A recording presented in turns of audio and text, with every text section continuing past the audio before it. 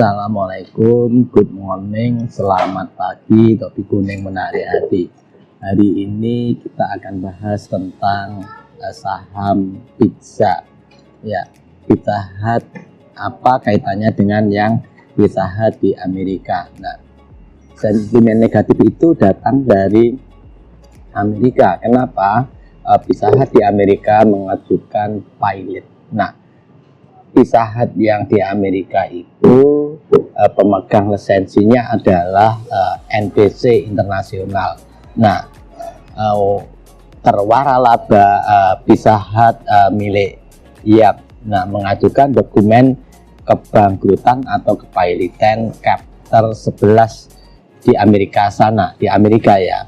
Pemegang merek Pizza Hut sendiri dipegang oleh Yum Incorporation, perusahaan yang tercatat di New York Stock Exchange dengan kode YUM. Nah, apa dampaknya di Indonesia? Nah, ini sebenarnya suatu hal yang terpisah antara Pizza Hut yang di Indonesia dan Pizza Hut di Amerika. PCZA yang ada di Indonesia atau yang listing di BEI itu adalah Sari Melati Kencana yang merupakan pemegang hak lisensi Pizza Hut di Indonesia. Hal ini sebenarnya tidak memengaruhi kinerja PCZA di Indonesia.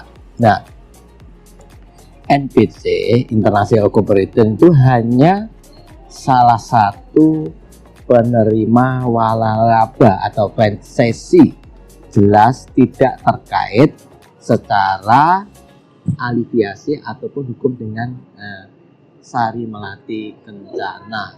Kemudian, tapi fakta dari pengajuan kebangkrutan itu berefek pada saham PCZA turun.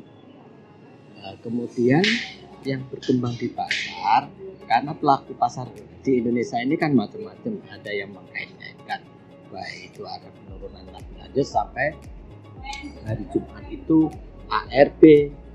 Kalau pengajuan pilot di Amerika, pemegang merek Pizza Hut di Amerika itu memang memiliki hutang sekitar 13 triliun.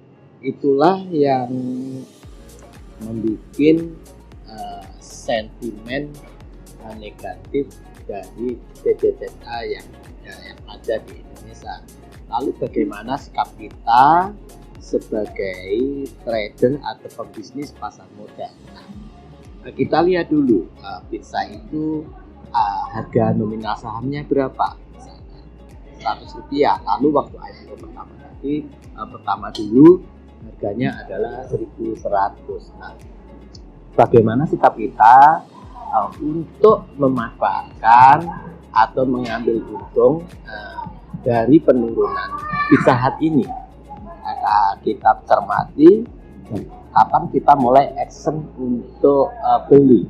Nah, kalau itu kata kuncinya nanti lihat saja sekarang Pizza Hut harganya masih di 605. Nanti kita mulai cermati ketika di 515, kemudian nanti kita cermati itu pun menurut Mbak Biso masih terlalu mahal. Tentu ada beberapa alasan yang nanti kita mulai ungkap dari data-datanya, bagaimana tentang IPS-nya, bagaimana tentang NPM-nya, bagaimana tentang ROE-nya, bagaimana tentang debt equity ratio-nya. Nah, semuanya itu akan menjadi pertimbangan kita tentang fundamentalnya dia di masa lampau. Lalu bagaimana kinerja dari efek dari pandemi COVID-19 ini. Nah, kalau Pizza Hut yang ada di Amerika memang jelas terpisah. Di sana ada beberapa gerai yang jelas-jelas ditutup karena efek dari pandemi ini, sepi sehingga biaya operasinya tidak mengcover itu semua, sehingga ditutup lalu mengajukan pilot. Itu ceritanya. Di Indonesia pun karena ada pandemi COVID-19 ini, penjualannya hampir turun sekitar 80%. Itu yang terjadi. Dan memang suatu usaha itu harus bergerak dan terus bergerak karena kita butuh cash flow, butuh pemasukan gitu katanya. Artinya nanti titik-titik belinya seperti grafik di bawah ini. Supportnya adalah di kita akan membeli di sekian. Karena volumenya tidak terlalu besar untuk teman-teman yang memiliki dana terlalu gede, kelihatannya nggak bisa untuk mengikuti karena volume hariannya adalah kecil.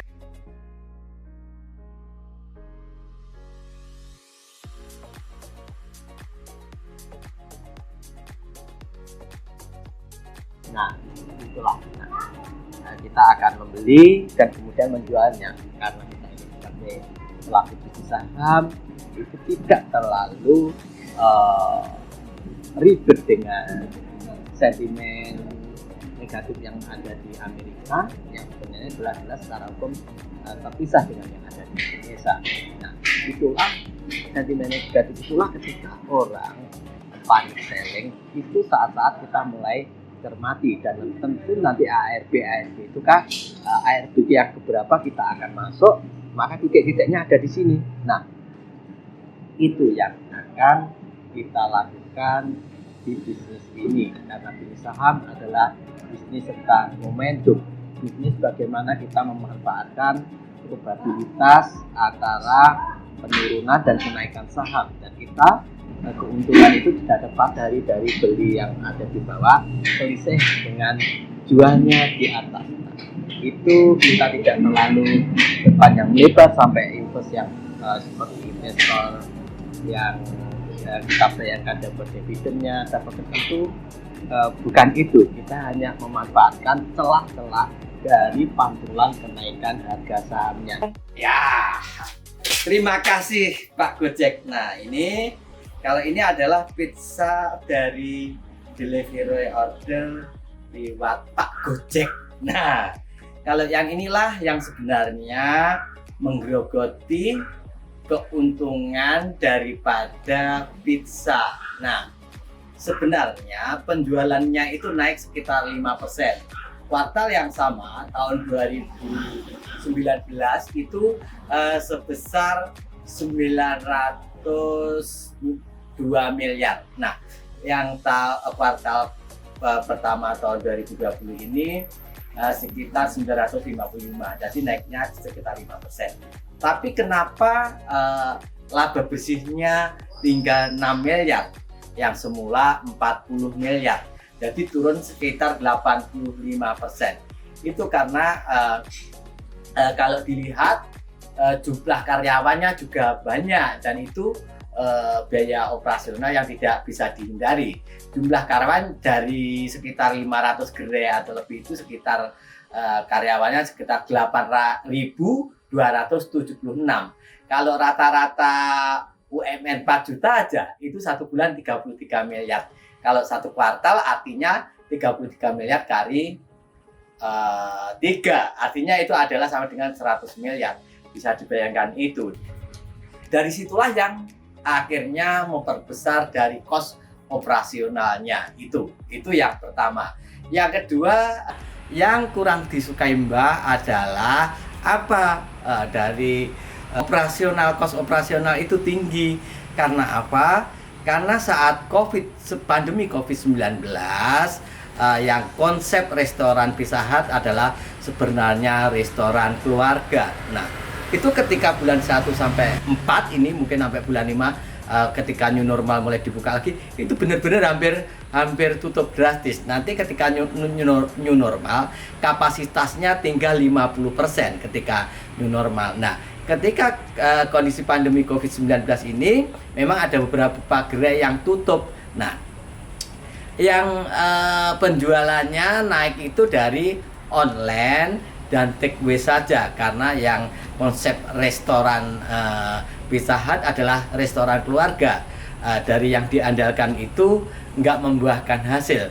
Padahal tahun 2019 untuk 2020 ini dia utang bank sekitar 118 miliar, ditambah utang lainnya totalnya 628 miliaran itu. Padahal dia aset lancarnya cuma 526an sekitar itulah. Ini adalah gede utangnya. Jadi ini yang Mbah kurang sukai, satu itu. Nah, kemudian bagaimana penjualannya tadi yang turun, yang sekarang laba bersihnya adalah 6 miliar, yang tahun lalu adalah 40 miliar. Jadi tinggal 15%. Saya Mbah Giso Trik Cuan. Semoga hari-harimu penuh cuan.